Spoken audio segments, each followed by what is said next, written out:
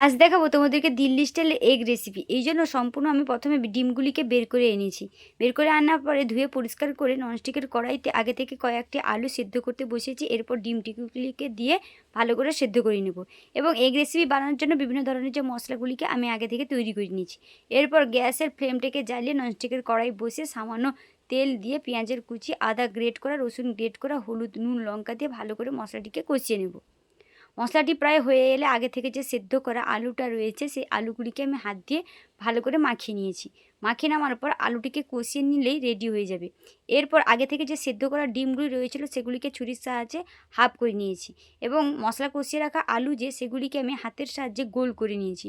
গোল করে ডিমের অর্ধেক অংশটিকে বসিয়ে আবার মশলা মাখানো আলুগুলি তার উপর দিয়ে ভালো করে গোল করে নিতে হবে। গোলটি যেন সমান হয়, তাহলে দেখতে আরও বেশি ভালো লাগবে।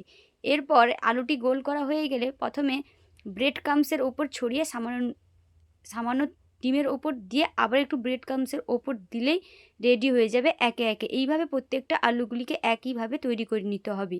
এরপর কড়াইতে, ননস্টিকের কড়াইতে বেশ খানিকটা তেল দিয়ে একে একে আমি সেই আলুর রেসিপিগুলিকে দিয়ে ভেজে নেব। ভাজা হয়ে এলে প্লেটের মধ্যে একে একে আমি তুলে নেব। তুলে সামান্য পেঁয়াজ ও আলু শসা দিয়ে রেডি হয়ে যাবে